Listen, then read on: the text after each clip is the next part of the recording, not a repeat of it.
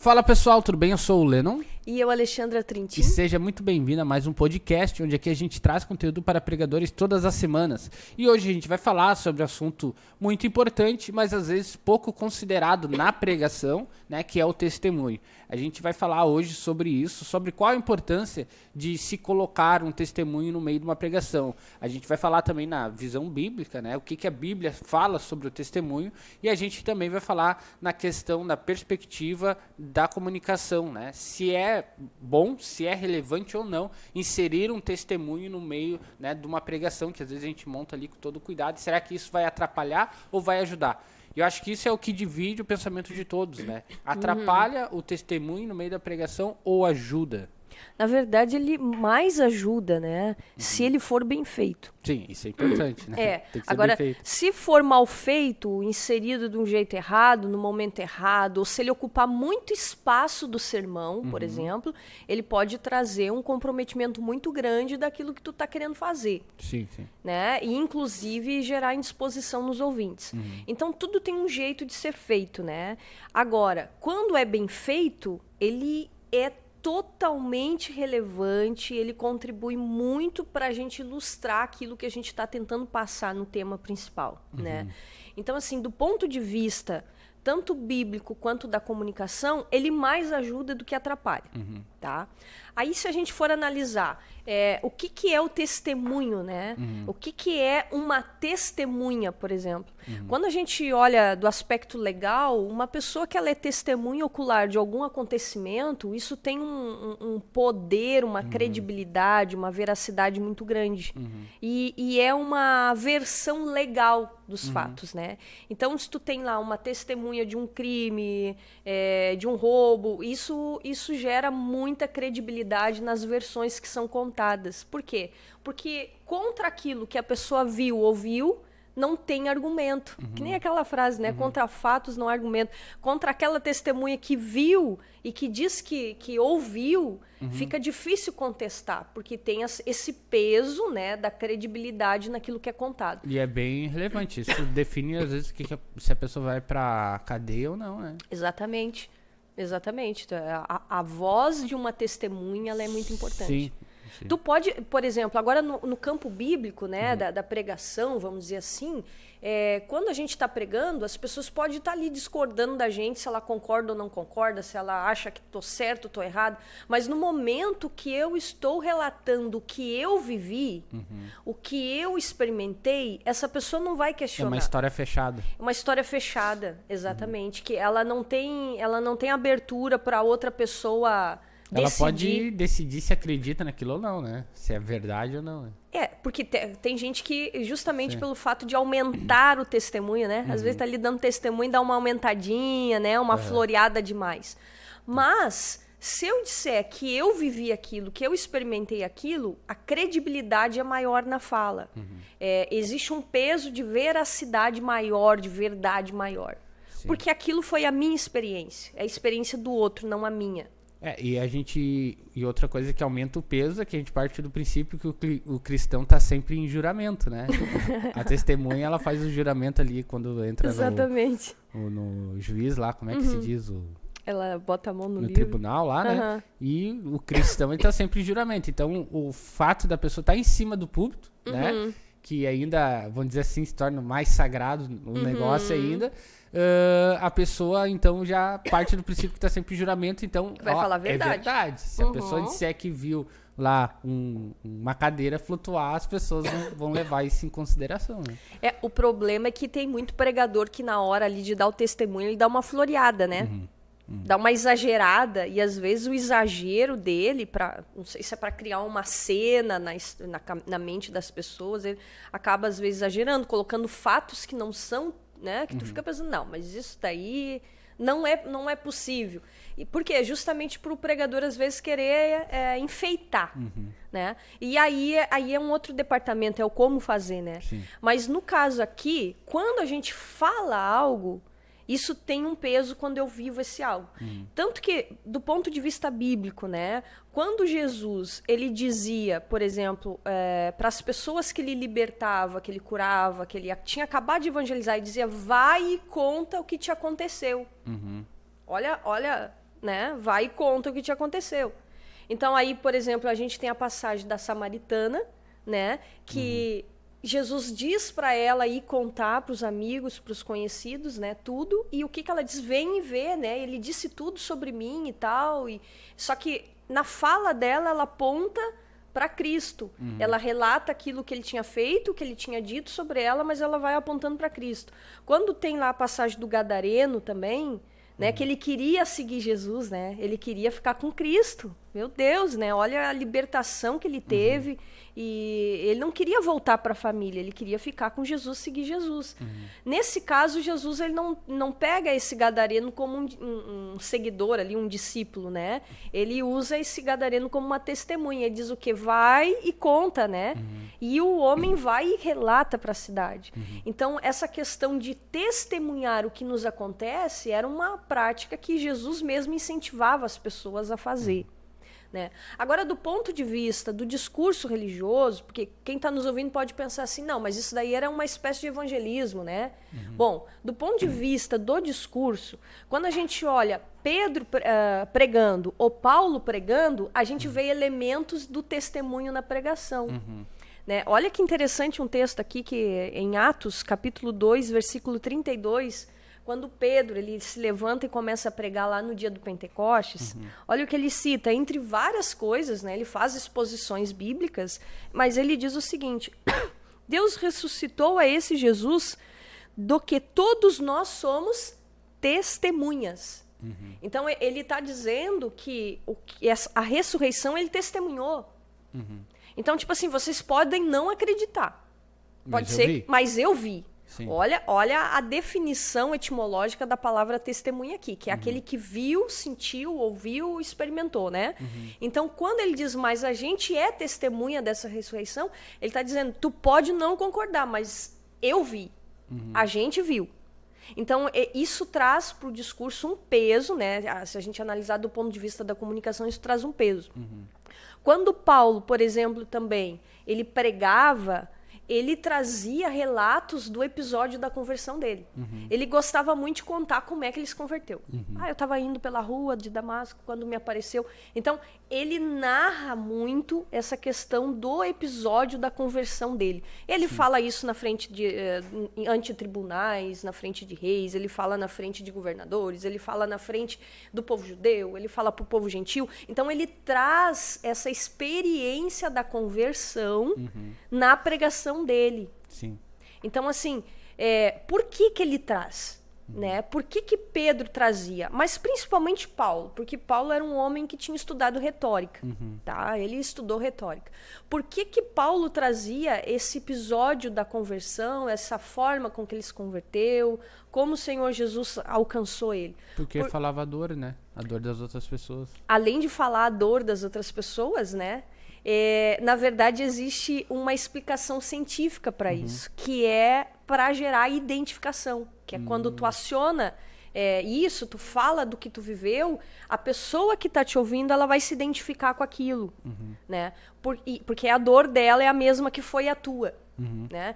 Então, por exemplo, uma mãe que está pregando e de repente ela testemunha como o filho se converteu, quanto tempo ela orou, quantos anos ela orou pela conversão do filho, essa é a dor da outra mulher que está ali sentada, que também está orando pela família. Tipo, que nem as pessoas, mas eu não acredito em Cristo, por isso, isso e aquilo. Aí chegava Paulo, mas eu perseguia ele. E hoje eu vi que eu tava errado e tô aqui falando dele pra ti. Tipo isso, como ele tinha uma história a respeito daquilo ali, ele tinha um argumento mais forte. Exatamente. E tipo assim, quando tu escuta um testemunho, agora vamos tirar do contexto da pregação. Tu escuta um testemunho, tu tá ali numa conversa informal, tu escuta, aquele conceito que está sendo debatido, ele ganha mais vida. Quer ver um exemplo? Ontem teve um evento das mulheres na igreja e depois do evento teve comes e bebes. E a gente estava numa roda de pessoas e eu gosto de sentar perto daqueles que estão chegando, né, para dar atenção e tal, né? Então tinha ali uma irmã que já vai na igreja e outras duas que estão chegando agora. Que ambas já conheciam a palavra, mas nunca tinham conseguido se firmar. E de repente entrou o assunto do dízimo. E a gente começou a falar, eu disse, não, Deus ele abençoa e tal, né? E uma delas começou a dizer, olha, eu não era da igreja, mas eu era dizimista eu ganhava menos do que eu ganho hoje, e eu sempre tinha dinheiro, eu sempre isso, eu sempre ajudava, mandava para minha mãe, a mãe tá aqui, ela sabe, tal, pá. E ela começou a testemunhar. Aquela outra senhora que estava ouvindo, ela se interessou tanto pelo que ela estava contando, e aquilo testificou tanto dentro dela, mais do que a explicação que eu dei a respeito do dízimo para ela. Olha que interessante. Entendi. Entende? Então eu estava explicando, falando sobre o dízimo, né? Porque surgiu a curiosidade delas. E quando a outra mulher, que não estava nem na igreja, que estava recém chegando, mas que já teve uma experiência positiva em relação a ser fiel a Deus, falou aquilo causou muito mais impacto nessa senhora do que eu tinha dito com a minha explicação toda. Sim. E isso é muito interessante. Sim. Porque essa senhora do meu lado, ela poderia, de repente, não compreender essa questão abstrata da fidelidade, né? Mas, por meio do relato daquela outra mulher, de provas, né, de experiências que ela teve, aquilo causou um impacto maior. E isso acontece na pregação. Entende? Isso acontece na pregação também. Não só na pregação também. Quando tu vai fazer alguma compra online, tu vai ver os comentários a respeito da empresa. Ótimo, né? ótimo. Porque a pessoa pode dizer, a melhor empresa de entrega do Brasil, melhor produto. Só que, tipo assim, tá, beleza, é tu falando de ti mesmo. Agora, se tá escrito lá outra pessoa, né? Reclamando. Diz, não, a empresa entrega bem e tal. Aquilo ali vai ter um peso maior do que a imagem bem feita da empresa, do que o texto bem digitado, bem escrito, né, da empresa. Então, a questão da testemunha também funciona hoje e já é usado comercialmente para gerar uma maior conversão de vendas. Né? Isso no marketing é chamado de prova social. Sim. Né? É o gatilho mental da prova social, que é quando a pessoa que está tentando vender, ela utiliza testemunhos de que aquele produto deu certo, de que o serviço dela foi bem feito. Isso, é a quebra de objeção, né? Porque, tipo assim, imagina, se tu for ver, a pregação é bem parecida com o processo da compra, né? Porque tu tá falando de algo ali e convencendo a pessoa que aquilo ali é importante para ela. Só que daí vai vir as objeções, né? Na hora que tu vai comprar, será que esse produto é bom? Será que vale a pena esse preço que eu tenho que pagar para ter esse produto? Né? Então tu fica ali pensando. E aí quando chega e tu lê um comentário, aquilo ali ajuda a quebrar uma objeção. Não, pelo que eu vi, tá valendo a pena. Né? E na pregação é a mesma coisa. Tu fica, a pessoa, né, que vamos dizer assim, é mais leiga, ela fica pensando, será que isso aí é bom? Será que isso aí vale a pena? Entendeu? E aí a hora que tu conta o testemunho, ele já viveu isso. Entendeu? Quebra aquela objeção. Ali na igreja, querendo ou não, tu representa a igreja, as pessoas te conhecem na igreja. Então, assim, querendo ou não, também existe muitos escândalos a respeito de dinheiro de igreja, né? A gente não pode negar isso, né? E as pessoas sabem disso. Então, tu representava a igreja. Só que quando a pessoa falou do dízimo, era outra pessoa igual a ela falando sobre isso. Que nem na igreja tava. Que nem na igreja tava. Então, por isso que o peso dela foi tão importante, assim como aquele comentário das vendas, né? É tão importante lá no site, né? Ótima ilustração que tu trouxe dessa questão do processo, né, de compra. Tu escuta alguém falar, a pessoa, ela gera essa credibilidade para ti, ela agrega valor. Porque pensa nós que já somos cristãos, já estamos na igreja há um tempo, o dízimo, beleza, não tem que argumentar pra gente, a gente sabe, só que aquela pessoa tá entrando. E pra ela, não sei a situação dela, mas provavelmente pra ela é difícil ela abrir mão dos 10% do seu salário. Então é que nem eu falei do exemplo lá do produto. Ela tá pensando, será que esse valor que eu vou pagar, ali no caso é um valor monetário, né? Mas será que esse valor que eu vou pegar vai valer a pena para aquilo que vai vir? Entendeu? Não, foi incrível, assim, porque, tipo, com toda a minha explicação, e olha que eu já li muito sobre, a mulher que testemunhou desbancou a explicação toda. Né? Então, é uma prova real. É uma prova que a pessoa experimentou que deu certo. E que nem tu disse, não alguém que estava representando a igreja ali, né? Era alguém igual a ela, né? Então, gente, a questão do testemunho ela é muito forte, porque tu viu, tu viveu, tu experimentou. E por isso que a samaritana, Jesus, né? Filipe e Natanael, a gente vê esse diálogo do testemunho também. Vem e vê, né? Vem e vê. Olha, aconteceu isso comigo, ele disse aquilo para mim. Vamos lá e ver. Aí um duvida, não, mas será que pode vir alguma coisa boa de lá? E diz, não, mas vamos lá e ver. Então, quando tu convida a pessoa para ver também, olha o apelo, né? Olha o apelo dele. Ele disse, vem e vê. Quer dizer, prova. Sim. E isso é uma pregação, a gente faz isso. A gente está dizendo o tempo todo o quanto Jesus é bom, o quanto é importante estar com ele, perto dele, a vida com Deus, a vida com Cristo. E, ao mesmo tempo, a gente está conduzindo as pessoas que estão nos ouvindo a experimentar a mesma coisa. Né? A gente convida para experimentar. E esse foi o apelo lá nas Escrituras. Vem e vê. Então, essa questão é bíblica, né?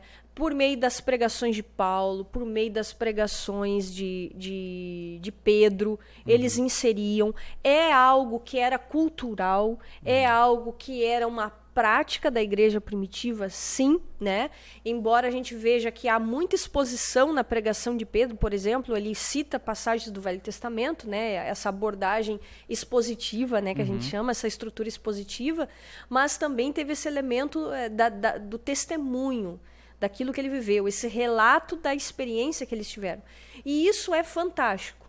Fantástico quando a gente entende do ponto de vista da comunicação. Sim. E estratégico também. Sim, né? sim. Porque pensa comigo, imagina a pessoa que Cristo recente tinha feito um milagre, recente tinha, né, vamos dizer assim, se convertido a ele. Não teria condições de pregar. Sim. Né? Ela só teria condições de testemunhar.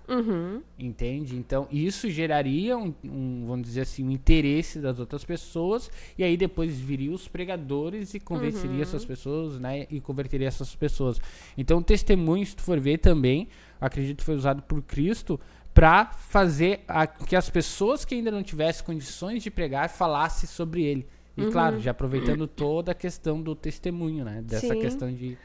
Já coloca elas na função primária, né? Já começa por aqui, que tu vai pegar gosto, e quando vê, tu já vai estar... E assim, quais são os principais pontos de diferença de um testemunho, né? Porque a gente às vezes ouve na igreja, por exemplo, tá com a oportunidade fulano para trazer o seu testemunho, né? Vamos falar desse testemunho e da pregação, assim, o que diferencia os dois? Tu diz o testemunho puro Isso. de uma oportunidade e o testemunho inserido na pregação? Porque o testemunho ele pode ser também na pregação, conforme a gente tá falando aqui, né? Mas assim, qual a principal diferença dos dois? É que um tá relatando um fato que ele viveu... Entre o testemunho e uma pregação? Isso. O testemunho, ele é um relato pessoal.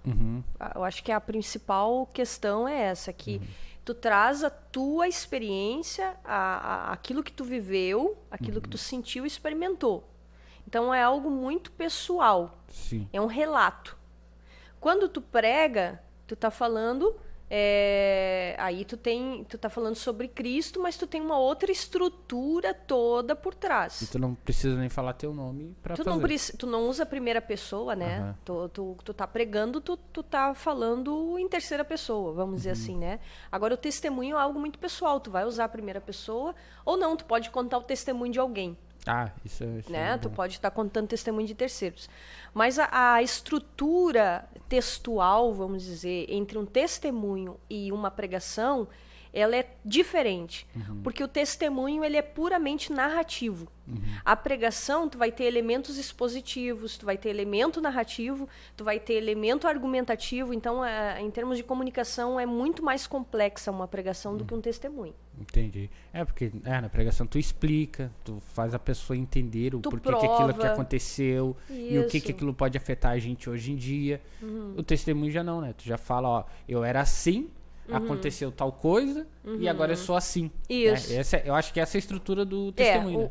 Tem o antes e o depois. Sim. Né? A gente até no curso a gente explica como dar um testemunho, né? Essa questão temporal do antes e o depois. O testemunho, para ele ser eficiente, tu não pode dizer um depois que não finalizou ainda. Vou dar um testemunho, como diz meu pai, né? Um testemunho. Não, tu vai dar um testemunho contando um final feliz, né? A situação estava assim, agora ficou desse jeito. Senão acaba que nem daquela coisa que dava na Globo, de Pato Branco. Daí, que ela falava daí no final. E daí não tinha final. E não tinha final. Então o testemunho ele tem que ter um final, ele apresenta um antes e um depois, né? Então eu dar um testemunho no meio da pregação é quando eu falo um fato pessoal, meu ou de uma outra ou de terceiros. pessoa.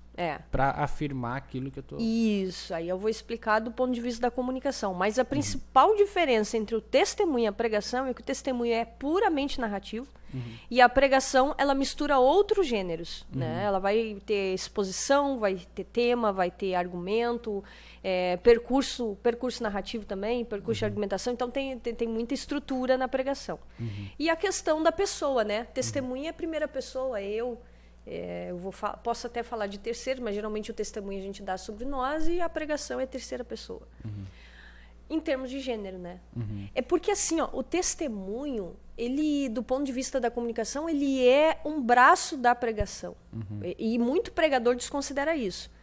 Tem muita gente que, por achar que o testemunho é algo pessoal, ou por ter visto, por exemplo, experiências ruins, né, de gente que foi testemunhar e acabou se prejudicando a sua imagem, né, ou acabou expondo demais. Da igreja também. Cometeu algumas gafes, e aí a pessoa ela cria uma certa aversão ao testemunho. Mas o testemunho, ele é importantíssimo, porque, por exemplo, em primeiro lugar, ele é uma narrativa. E toda narrativa, quando tu coloca ela na pregação, tu automaticamente desperta interesse dos ouvintes. Automaticamente. Porque tu começa a falar algo do cotidiano. E é algo que se aproxima de uma fofoca, né? E o pessoal gosta de uma fofoca, né? A verdade é essa.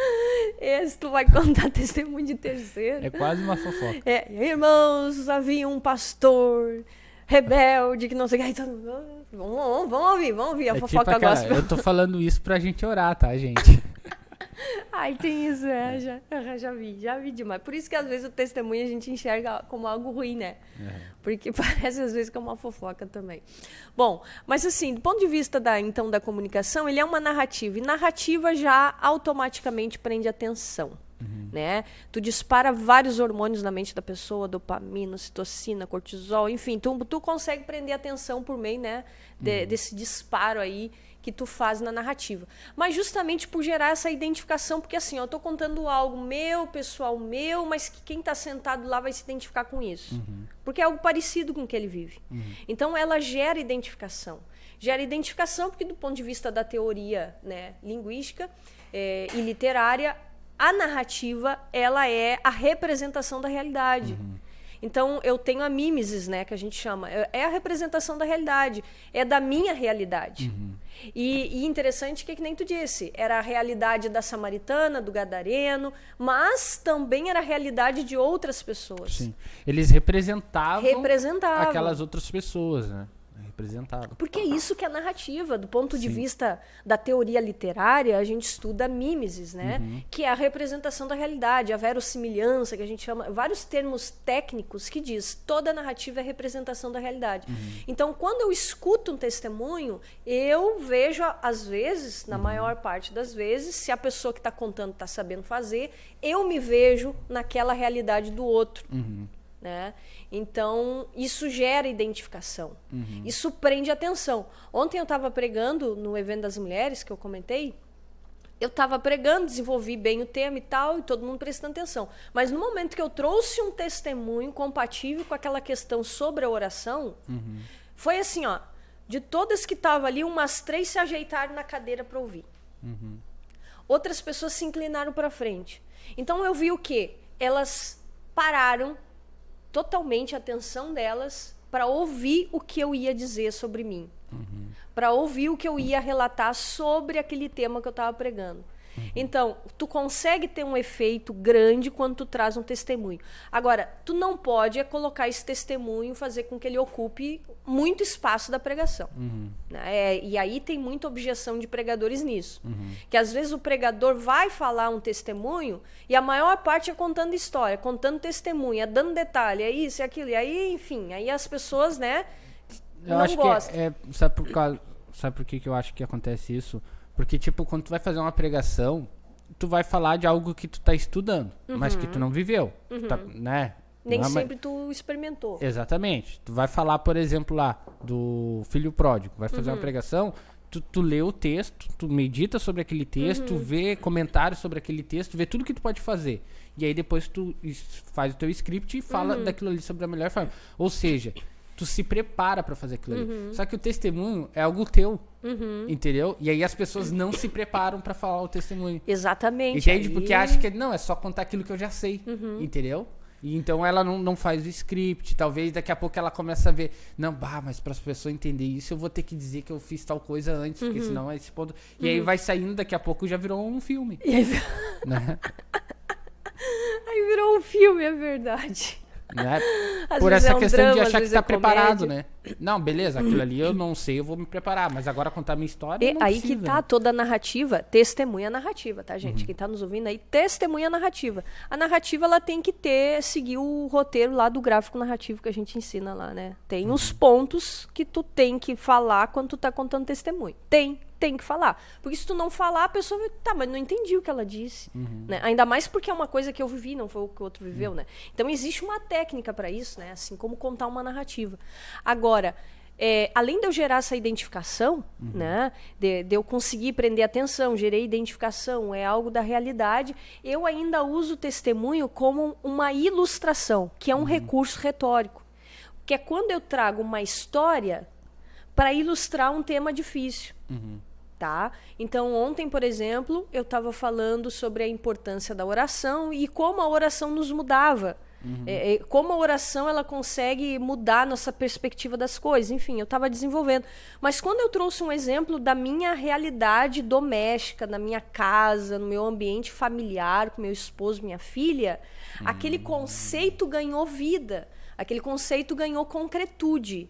Né? Essa ilustração, porque a narrativa ela funciona como uma ilustração também, ela ganha agora um aspecto real. É como se eu construísse aquela cena na mente deles, quando eu contei o que aconteceu, e que reportasse confirmando o que eu estava desenvolvendo, que a oração era importante, porque ela mudava a nossa perspectiva das coisas, ela nos fazia, ela faz com que a gente fique alinhado à vontade de Deus, ela nos dá condições, força para nos alinharmos, mesmo quando a gente não quer. Então eu trouxe um episódio que foi muito conturbado na minha casa, mas que por meio da oração eu consegui me alinhar naquilo que Deus queria que eu fizesse. Então, gente, e quando eu contei o que aconteceu, elas davam risada, elas gargalhavam, porque não é porque estavam achando engraçado, é porque elas se viam naquilo. E estavam enganjadas, né? E estavam totalmente enganjadas. Então, elas se viam naquela cena, porque provavelmente a cena que eu contei, elas já viveram. Sim. Então, aí tu imagina, é uma ilustração, é um recurso de linguagem, é uma E ilustração. até porque a pessoa, quando tu tá falando, eu não sei do que tu pregou ontem, né? Eu não fui. É que era de mulheres. Era de mulheres. Tipo, quando tu tá pregando, vamos supor que tu falou de oração. Vamos supor que tu tá falando sobre a importância de tu orar todo dia. Tá? Daí vamos supor que tu só tá falando da importância disso. Tu tem que orar porque é bom pra isso, né? Vai fazer isso, vai fazer isso. Só que a pessoa no banco, né? Pensa aí, como era lá mulheres, né? Ela fica, por exemplo, criando objeções. A Alexandra falar é fácil. Mas o problema é lá em casa. Eu tenho que cuidar da casa, eu tenho que fazer isso, eu tenho que fazer aquilo, eu tenho que fazer isso, eu tenho que trabalhar, eu tenho que cuidar do meu filho. Não, a minha casa não tem espaço nem pra orar. Aí ela fica pensando. Só que no momento que tu conta, gente, eu tô falando que é importante, mas eu sei que é difícil. Olha só, eu sou mãe, eu sou mulher, né? Tenho esposo, eu tenho uma casa pra cuidar, eu tenho meus projetos individuais, eu tenho meu trabalho, eu tenho isso. E aí, tipo, a pessoa, não, peraí, a Alexandra também tá no mesmo barco que eu. E aí desperta esse engajamento, acaba sendo uma ilustração misturada com uma prova, então. E exatamente, porque assim, eu tô mostrando, além disso tudo, o que tu falou, eu tô me nivelando a elas. Porque a gente pregador e pregadora, a gente assume às vezes uma posição, né? Olha, super crente, gente. Eu tô aqui, eu sou a dona da verdade e tô contando pra vocês como é que tem que ser. E aí, isso constrói um ideal, né? Meio utópico, né? E que nem tu disse. Mas quando eu trago um episódio que foi pra mim difícil conseguir aquilo, que é um episódio em que eu tive dificuldade de exercer aquela orientação, então tá, então também vou. Também vou conseguir, então. Aí gera esse nivelamento. E principalmente porque, assim, as pessoas, né, que estão na igreja, às vezes ela acha que as pessoas que estão pregando, o pastor, o líder, são pessoas, assim, perfeitas. Porque, querendo ou não, a pregação a gente prega sobre santidade. Conseguimos ser santo? Não. A gente né? tenta. A gente tenta, né? Mas quando a gente fala, parece que a gente é a melhor pessoa do mundo falando aquilo. Então, o testemunho, ele traz essa questão pessoal, né? Porque às vezes eu já vi pessoas falando, não, eu nunca vou ser que nem o pastor, assim, não vou ser nem que nem vocês que estão sempre aí nativa. Pô, mas saiu ali da frente do trabalho, que é o púlpito, que é a igreja, a gente tem os mesmos perrengues em casa, no trabalho, que todo mundo. É tudo igual, né? A procura é igual, tem que ser tudo igual. E as pessoas acabam criando essa imagem que, tipo assim, a gente tá num outro nível. E quando a gente fala um acontecimento nosso, uma dificuldade nossa do dia a dia, a gente diz, a gente é igual a vocês e estamos tentando também fazer isso que a gente tá pregando. Né? Isso que tu tá dizendo é um fenômeno retórico, tá? Olha que interessante. A pregação, ela sempre vai ter dois polos. A estrutura mais fundamental de uma pregação, o nível mais profundo, que a gente chama na semiótica, é que ela sempre vai ter um conceito positivo e um negativo. Tá? Então, por exemplo, fé, o contrário de fé. Incredulidade, falta de fé. Né? Então, eu sempre vou ter esses dois conceitos polarizados. E quando eu estou falando sobre fé, o meu ouvinte está tendo muitas objeções ali em relação a isso. Não, mas é difícil. Não dá. Por favor. Não, o que tu está dizendo é fora da realidade. Não é porque eu estou pregando sobre a Bíblia que ele não vai ter dúvida do que eu estou falando. Sim. Tá? Então, assim, eu estou pregando sobre a palavra, né, irmãos? E todo mundo tem que acreditar. Não, a pessoa tem muita objeção. Principalmente em relação a ela. Então, eu tenho esse fundamento positivo. Eu preciso ter em mente que o meu ouvinte tem um fundamento negativo ao mesmo tempo trabalhando na mente. Né? Espiritualizando a coisa, Deus está lá falando e o inimigo está aqui tentando, né, distorcer. O anjinho e o capetinha. Bem assim. Então eu tenho o fundamento positivo e o fundamento negativo. Então o que acontece com o testemunho? Tá?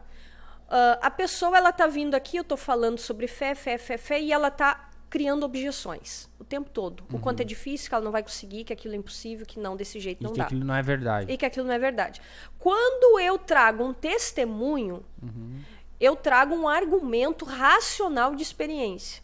Aristóteles, ele diz que o relato pessoal, ele faz parte da argumentação racional, que é chamado o argumento racional por experiência. Então, eu trago uma experiência à tona. E essa experiência, ela me ajuda a desconstruir esse pilar negativo na mente do ouvinte, dessas objeções.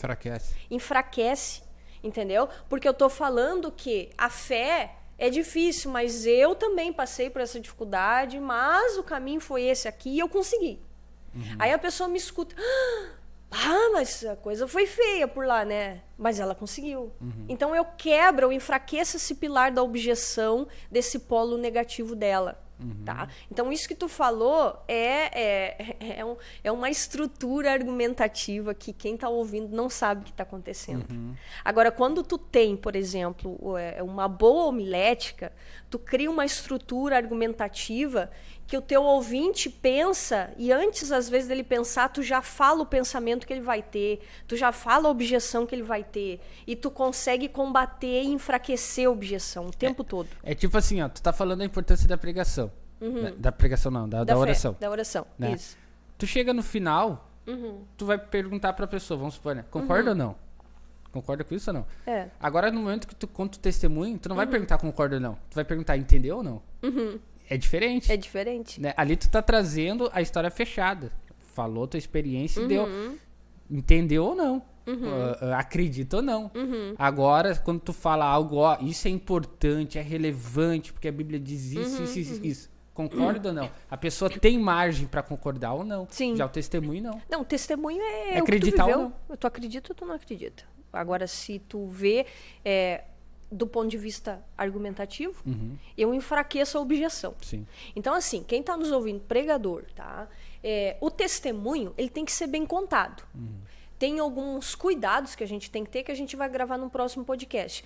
Mas se ele for bem executado, ele vai derrubar essa fundamentação da objeção, que é o polo negativo que os ouvintes têm. O positivo e o negativo o tempo todo. Só que como a gente às vezes não compreende essas estruturas homiléticas, né, argumentativas, a gente acha que não é bom, mas é bom. É muito bom. Então eu uso um argumento de experiência. E esse argumento enfraquece a objeção. esse argumento ele vai contribuir na minha linha de defesa daquele tema. Por exemplo, uma pregação expositiva, ela vai ter lá a explicação do texto, ela vai ter a prova, né? Tu apresenta provas, né? Tu traz outras passagens da Bíblia para provar aquilo que tu está dizendo, e ela vai ter uma aplicação. Nesse momento da prova, eu insiro o testemunho. Tá? Então tem um momento certo de fazer. Tá? Não é tu colocar o teu testemunho como centro da pregação. Pelo contrário, o testemunho, seja teu ou de terceiro, ele entra como parte da argumentação. E quando eu falo argumentação, ele vem principalmente para quebrar objeções dos ouvintes em relação ao que eu estou defendendo ali. Então, se eu estou falando sobre oração, o poder da oração, a importância da oração para a gente ficar fortalecido, eu sei que o meu ouvinte vai pensar, minha casa não tem porta, um cômodo que tenha porta para eu poder orar.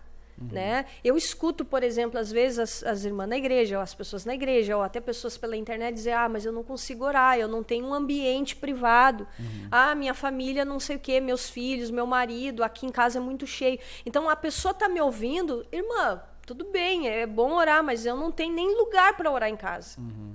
E eu não tenho tempo. Então ela começa com essas objeções. Quando eu trago testemunho, é um argumento, naquele momento ali da pregação expositiva, é um argumento que vai enfraquecer essa objeção. Quebrar o argumento da pessoa, né? Vai quebrar a objeção dela, o argumento dela que ela não tem tempo, não tem espaço, entendeu? Então a gente traz. Isso é muito interessante. E do ponto de vista da homilética, da comunicação, como eu gosto dessa coisa da estrutura, né? Como é que monta o negócio, é fantástico. É fantástico porque é um detalhe que tu entra e tu coloca e que faz toda a diferença. Pelo que eu vi, testemunho, ele não causa só um efeito, né? Ele causa vários, né? Nossa, ele gera simpatia, né? Porque a pessoa, aquela ali criou a empatia. Criou empatia. Gera a questão da prova, quebra de objeção. E gera interesse, né? Porque ele tem aquela questão da narrativa, né? Que quando tu começa a contar uma história, o pessoal acha que é fofoca e concentrou. Né? E não só a questão de achar que é fofoca, né? É que a narrativa prende atenção. Para e pensa, tá? Como é que era antes? As pessoas não tinham televisão, mas o que elas faziam?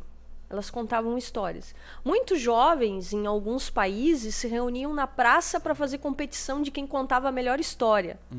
Tá? Então, um dos maiores escritores, os melhores escritores que a gente conhece da literatura, surgiu bem no período em que era uma prática essa questão da narrativa. Né? Hoje a gente não tem tanto isso, mas a gente tem muito filme, muita série, muita novela. Então as pessoas estão acostumadas com a narrativa. É um gênero de comunicação que é cotidiano delas. E sem falar que a Bíblia é uma grande narrativa. O maior gênero literário que tem na Bíblia é narrativo. Então é algo do nosso cotidiano, é algo da nossa vida. Né? Então, é algo que desperta? Desperta. Tem interesse? Dá interesse. Gera identificação? Gera identificação. Cria empatia? Cria. Porque eu estabeleço um nivelamento, me mostro humana, me mostro o que eu também tenho. É um argumento poderosíssimo, racional. Racional por experiência. É o pregador que, quando conta uma história, tipo, que nem... Quando nasceu a Julinha, falei sobre a Julinha, falei sobre a Emily. Quando falo sobre o pai na pregação, às vezes eu boto o pai no meio da pregação lá, de uma forma engraçada. É a parte da pregação que o pessoal mais fica com os olhos atentos na pregação. A narrativa faz isso. E além de ser um argumento racional, ela também se enquadra na categoria de argumento emocional. Porque é o fatos que Aristóteles fala, né? Tem os 3 tipos de argumento ali. O ethos, que é a imagem, a reputação, a ética. Tem o fatos, que é a emoção, né? E tem o logos, que é a razão. Então, a narrativa, no caso o testemunho aqui, ele vai entrar também no argumento emocional. Por quê? Porque uma narrativa, no momento que tu gera a identificação, tu aciona a emoção da pessoa, tu libera dopamina, tu libera ocitocina, tu libera cortisol, tu aciona diversas esferas do cérebro da pessoa quando tu tá contando uma história. Então, o efeito é muito grande. Ele tem mais a contribuir para a pregação do que atrapalhar, desde que seja feito bem feito, usado, né? Bem usado. Até por uma questão, às vezes, tu vê que vai entrar por exemplo, numa parte densa da pregação, que talvez seja muito técnica ou muito, assim, maçante, e já programam um testemunho teu no meio daquilo ali, né? Coloca até ali, pra né? dar uma despertada na igreja. Coloca sempre alguma coisa que venha relatar e ilustrar. Esse é o conselho. Então tá, acho que era isso, né? É isso. E aí, o que você achou desse podcast? Mudou a opinião sobre o testemunho? Ou talvez nunca tinha parado para pensar dessa forma do testemunho, né? Que nem eu disse no início, é um assunto importante, mas que às vezes a gente não leva em consideração, né? Às vezes por uma visão errada do testemunho, que nem tu disse, né? Por ver pessoas dando testemunhos de forma errada, né? Acaba criando essa objeção. E hoje, com o nosso testemunho, acho que a gente quebrou isso, né? A gente quebrou a objeção. Quebrou as objeções com o nosso testemunho. Então é isso. Espero que você tenha gostado. Se gostou, compartilhe com um amigo, né? Com alguém que tem interesse nesse assunto de pregação, né? Que isso ajuda a contribuir para o nosso trabalho e para o crescimento do reino também. Amém. Amém.